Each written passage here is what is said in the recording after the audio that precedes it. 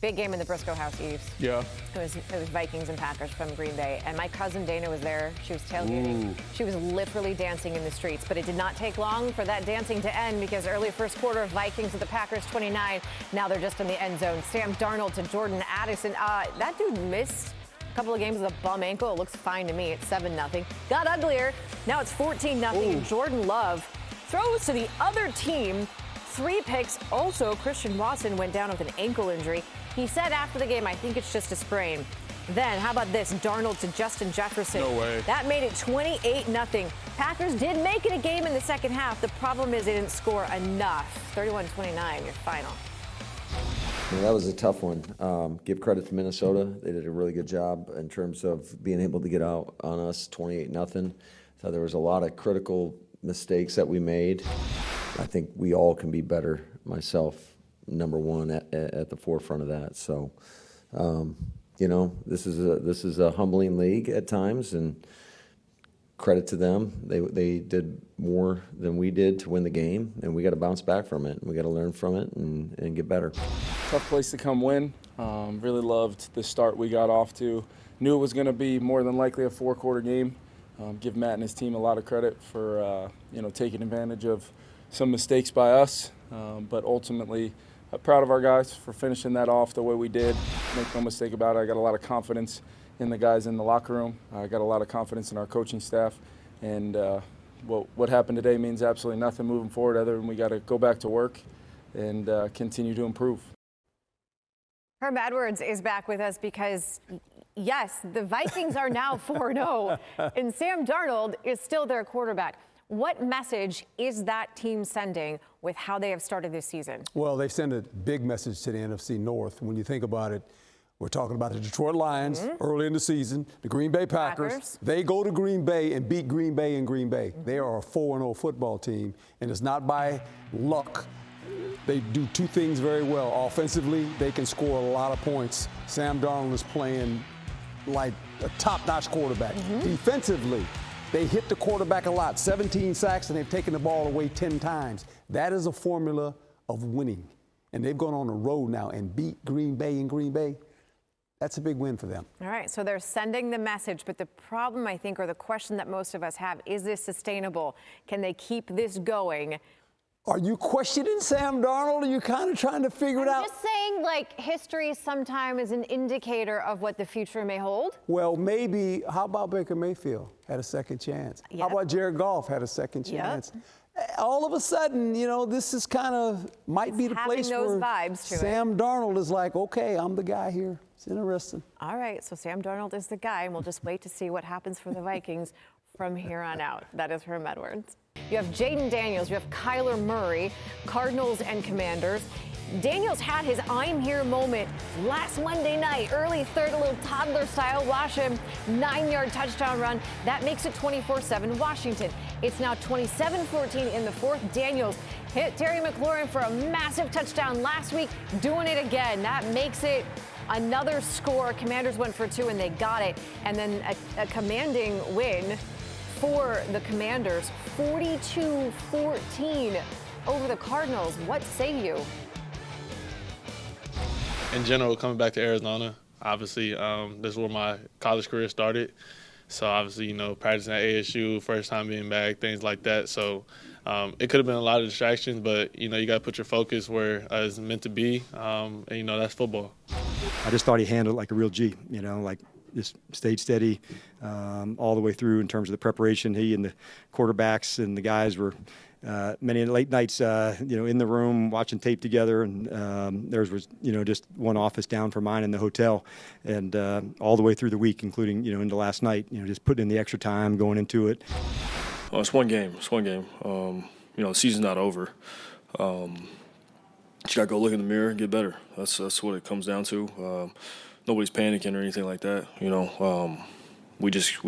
got, they came in here and, we just got beat. Well, let's keep it in the NFC East. Eagles visiting the Bucs. Second quarter, Tampa is up 14-0. 4th and goal. And Baker Mayfield makes it 21-zip Bucs. third quarter now. Eagles trying to mount a rally. They're down 30-16. Jalen Hurts evading pressure. Gets stripped by Levante David. And Ben Stilley falls on it. Bucks get the win 33-16. Obviously, wanted to get that taste out of our mouths for sure. But yeah, started fast because the guys were just locked in. You know, we came out kind of hair on fire mentality. Everybody was locked into what the plan was, and so that's why we executed that quickly. But that needs to be, the case every week. And so once our guys see that standard of how we start fast, now there's still a lot left. Definitely had a little bit of a lull there towards the end of the second quarter, but that's how we need to start, especially knowing this team game that we have that our defense can kind of get after a little bit if we start fast on offense. We obviously didn't start good or start well. I mean, down 24-0 to start things off. Obviously, no excuse for that. We didn't come out. We didn't coach well enough, and we didn't play well enough. I think it's early, and I think there's a lot of teams' stories unwritten right yet. I don't think, again, you have some base things that you think that you do well, but to say, we know what our identity is. Yeah, I mean, I think that's just I mean, we're going to figure out what we do well. We're going to try to continue to do that, see what we don't do well, try to get out of that, and then try to mesh some of the things that together. I just have to play better. I got to play better. We have a ton of opportunities to lead the offense and really play complementary ball, and it starts with me on that side of the ball. And I would get down like we did. We got to help. I have to help the defense out, executing, communicating. I don't think we've put it together a complete game or even close to a complete game so far this season. But the beauty of it is it's not college football. You lose 2 games in college football, you're out of it. Everything we still want to accomplish is still right in front of us. And everybody, you guys all are going to hit the panic button, but in reality, everything we want to accomplish is still there. Herm is here, and I have the benefit of being able to watch his face when he's listening to some things or watching other things, and you're shaking your head. And I think we all agree. The Eagles are a little confusing. They're 2-2. Who are they? That's the big question, right? I mean, we saw this last year a little bit, right? They struggled toward the end. They made some changes on the offseason, brought in some new coaches, figured out we're going to do this a little bit different, but it's the same old story all of a sudden. When Jalen Hurts turns the ball over, they can't throw the ball down the field vertically. They don't score a lot of points. Defensively, they have problems stopping the pass. As good as this defense is supposed to be, not sacking the quarterback a lot. 7 sacks, right? They don't take the ball away. So all these things are manifesting this football team, and they're trying to figure out who they are. Now they got Saquon Barkley. Are we a running team? Are we a passing team? They need to figure it out. They're right. There's only 4 games, but they got to figure it out.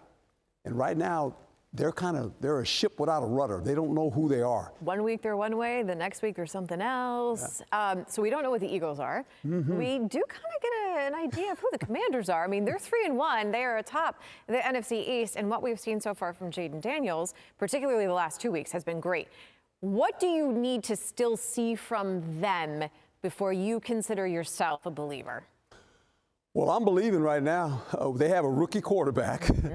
They're 3-1. They lead a division where the Philadelphia Eagles were in this division last time I checked. The Dallas Cowboys, right? And the New York Giants. This team is playing a rookie quarterback. Doesn't look like a rookie to me. It's not.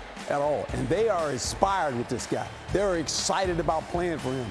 He raises this whole team's persona because they can score points. Defensively, you're excited about that. So this is kind of interesting to watch. Early, but it's fun to watch. They're 3-1, and if you look at the schedule, I mean, it is kind of favorable. If you look at the next 5 weeks, they've got the Browns. Yes, they still have the Ravens, but the Panthers, the Bears, and the Giants are also on their schedule. Just saying. That's her. All right, Briscoe Nees Becker with you on SportsCenter. We go back to the NFL.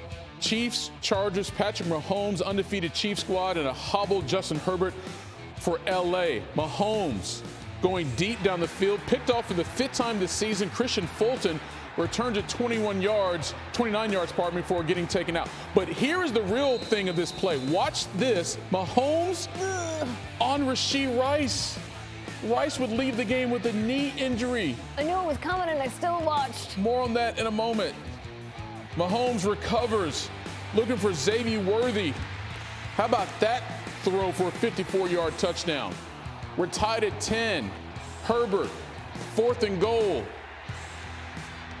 Incomplete. Kansas City takes over on downs. 6 minutes to go. Samaje Perine, 2 yards out, and just like that, Kansas City on top. So the Chargers with a chance. 3rd and long, you see Herbert limping, got that ankle situation going on, and gets taken down by Chris Jones. It's your ball game. Chargers force the punt. Chiefs stay undefeated. They win at 17-10. I think more than anything, it's just trying to get everybody kind of settled back down, including myself. I think at the beginning of the game in general, we were trying to do too much, and that's why we had the fumble and then the interception. But I thought guys stepped up and filled as good as they can the role that he has in our offense, which is a big one. And so all we can do now is kind of go back to the basics and try to get guys and opportunities to succeed. I thought Travis did a great job of stepping up and making plays like he always does. But at the end of the day, we got the win. That's what's important. The guys all hung together. I mean, I feel terrible for Rasheed, and because he's having a fantastic year, and we'll hope for the best on the report. But if he is out, then But I thought Pat stepped up and just said, hey, we're going to roll. Nags was constantly, like I said, going through there and just saying, hey, just hang with it and let's go. I thought the coaches did a good job being positive with that and the best way they could, yeah. All right, Uncle Herm with us here on SportsCenter. Rasheed Rice. Yes. The fear is, according to sources telling Adam Schefter, that it is a torn ACL, and that means he would obviously be done for the season. What type of loss would that be to this particular Chiefs offense? Well, it's a setback. Okay. But here again, no different than when Hill was there and he left, and they said, what are we going to do? And they just kept finding ways to move the ball. Yeah. Worthy caught a big pass today. I mean, he's a vertical threat. Kelsey all of a sudden showed up after 2 weeks. They said, where's Kelsey at? Well, he showed up today. Yeah. Here's the problem when you deal with the Kansas City Chiefs. At times they play games like this, and you wonder, you say, well, they win games like this. When it doesn't look pretty, they always have an answer. They find a way to win games. Yeah. So don't worry about the Chiefs. They'll be fine. They have Patrick Mahomes. They got Patrick Mahomes. He'll make it work. And they're still undefeated, regardless of how they're playing. That's exactly right. All right, and good luck to Rasheed Rice for sure. Herm, yes. appreciate it. Thank you.